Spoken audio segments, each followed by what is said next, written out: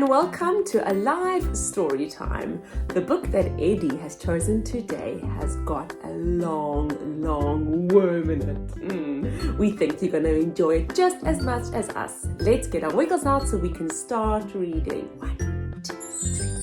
I wiggle my fingers and I wiggle my toes. I wiggle my ears and I wiggle my nose. Now there are no more wiggles in me. I can sit as quiet as can be. Today's story's called Superworm.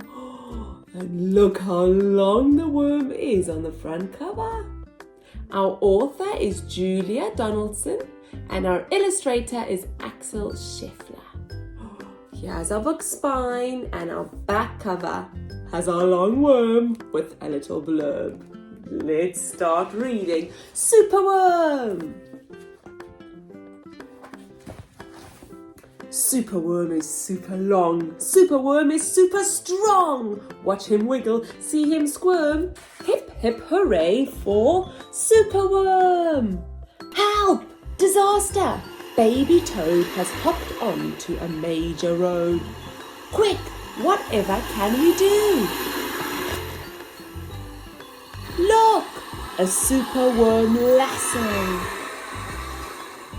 The bees are feeling bored today. They need a nice new game to play. Cheer up, bees, no need to mope.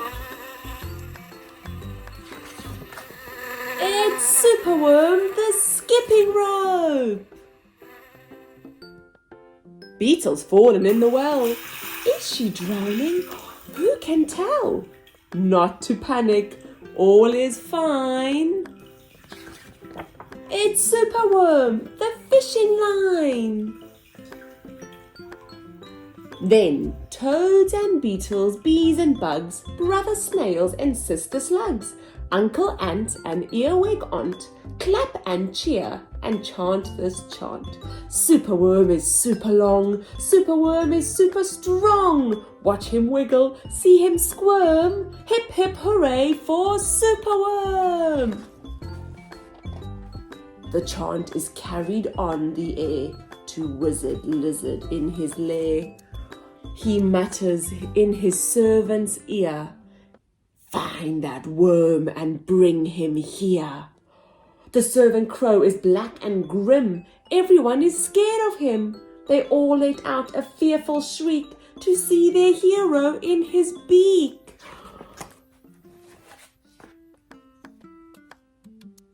The wizard waves his magic flower. "Now, Superworm, you're in my power, and you must tunnel, writhe, and coil to find me treasure in the soil." Superworm is very cross to have a lizard as his boss, but when he tries to slink away, the wizard's magic makes him stay. For days he tunnels and twists and winds, but all the treasure that he finds is 2 small buttons, half a cork, a toffee and a plastic fork. The lizard flicks an angry tail. "Have one last try, and if you fail to find that treasure down below, I'll feed you to my hungry crow." The crow is flapping through the night. Everyone looks up in fright. They see him perch upon an oak and listen to his dreadful croak. "Superworm is good to eat. Superworm's a special treat. He'll be juicy, fat and firm. Hip hip hooray for Superworm." Action, quickly, at the double! Superworm's in frightful trouble. We must help him if we can. We must hatch a cunning plan. The garden creatures leave their home carrying a honeycomb. They jump and fly and crawl and creep and find the lizard fast asleep.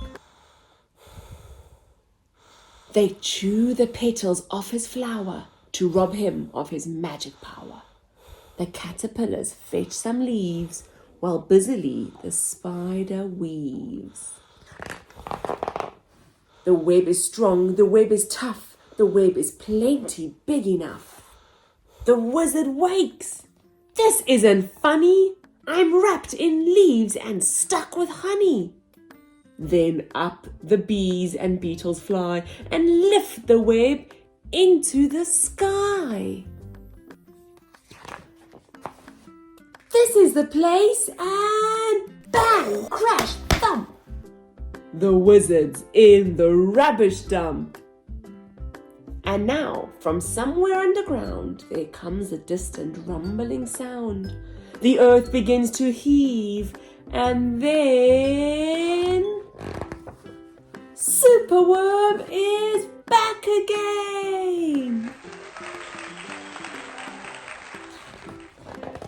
Superworm, the swing, the slide, the hula hoop, the fairground ride. Superworm, the belt, the hat, the crane, the train, the acrobat. Then toads and beetles, bees and bugs, brother snails and sister slugs, uncle ant and earwig aunt, clap and cheer and chant this chant. Superworm is super long, Superworm is super strong. Watch him wiggle, see him squirm. Hip hip hooray for Superworm. I'd love to meet a superworm like that. If you like the story, please click the thumbs up button and send it to a friend. And we will see you next time. Bye.